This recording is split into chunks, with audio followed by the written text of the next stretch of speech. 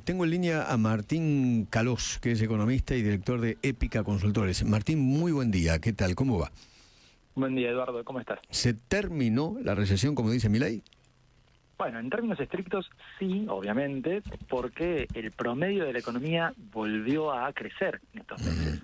Lo que pasa es que hay que hacer foco en qué está pasando al interior de ese promedio, porque tenemos mucha disparidad, mucha heterogeneidad.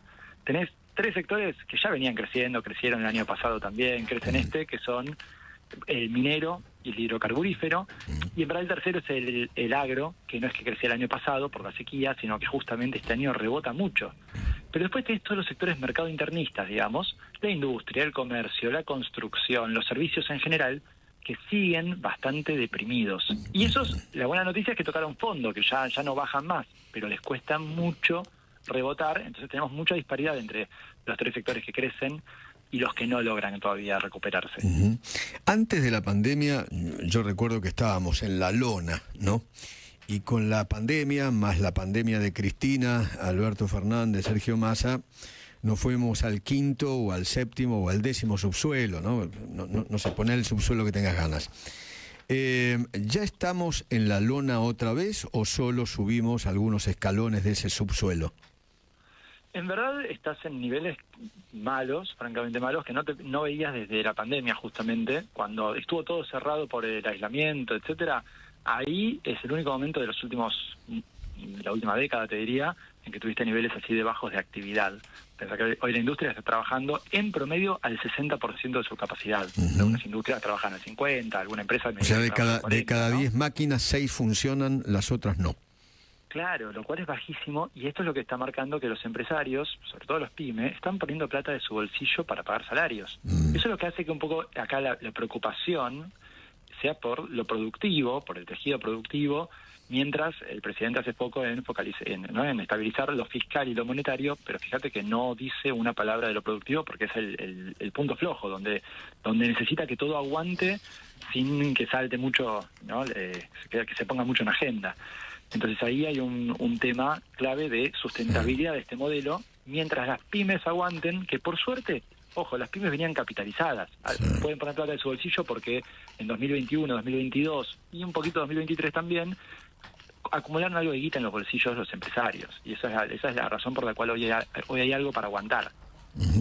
Martín Guillermo Laborda, un gusto saludarte. ¿Cómo va? ¿Cómo estás, Guillermo? Bien, ahora vos mirás los datos de la industria y la industria también está mejorando agosto, septiembre.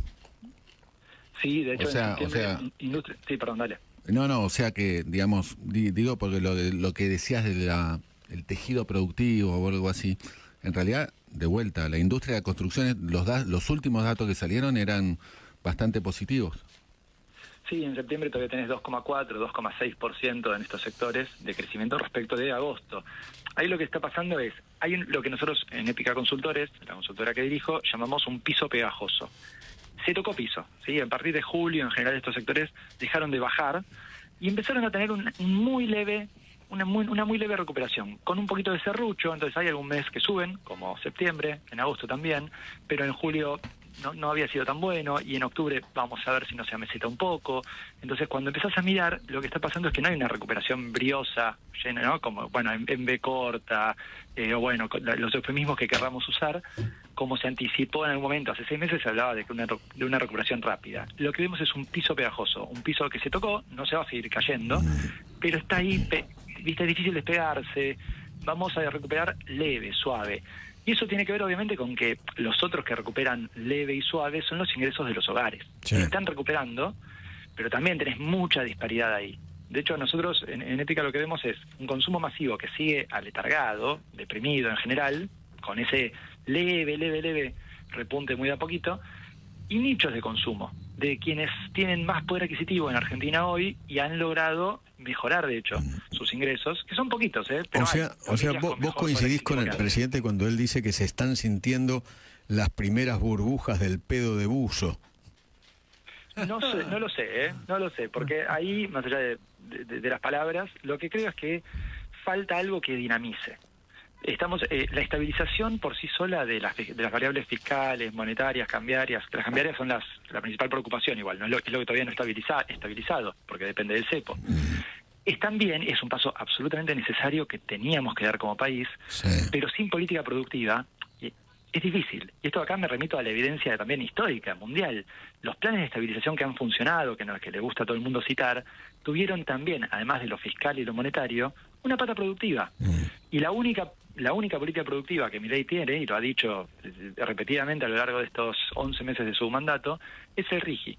Y el RIGI va a tardar un poquito todavía en llegar, podemos discutir las características del RIGI, pero le falta un poquito para que llegue esa inversión. Sí, lo que pasa, Martín, lo de pata productiva me hace acordar a de Mendiguren, Dualde y esos modelos productivos que en realidad terminaban también estrellándonos.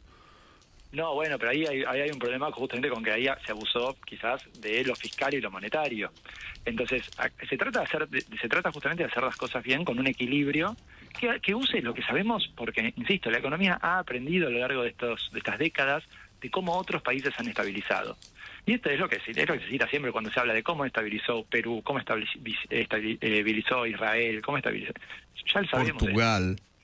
Claro, ¿sí? ¿Qué hicieron? Hicieron una política fiscal y monetaria que llevara las expectativas, el comportamiento de vuelta a cierta normalidad, y una política productiva que durante el comienzo de la crisis tiene que ser para que aguante la cosa. Pero concretamente, ¿qué es política productiva? Concretamente, ¿qué es? En medida.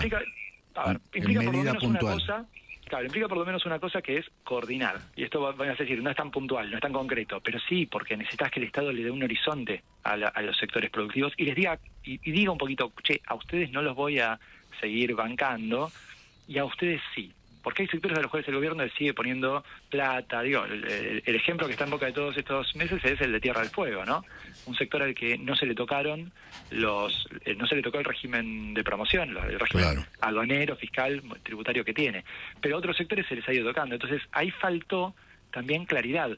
Cuando el gobierno hace más fácil, porque le baja impuestos y le facilita el acceso a dólares, a las importaciones de alimentos terminados, pero a los productores nacionales de esos mismos alimentos no les facilita que importen los insumos, entonces termina poniéndole más trabas a la importación de insumos para la producción nacional y beneficia a la producción extranjera de esos mismos alimentos. Digo, sí, pero déjame competir en igualdad de condiciones. Bueno, acá es donde digo, falta política productiva que coordine hacia dónde estamos yendo cuando salgamos de la crisis. Porque una vez que salimos de la crisis, hay que pensar un país que siga creciendo, que se desarrolle.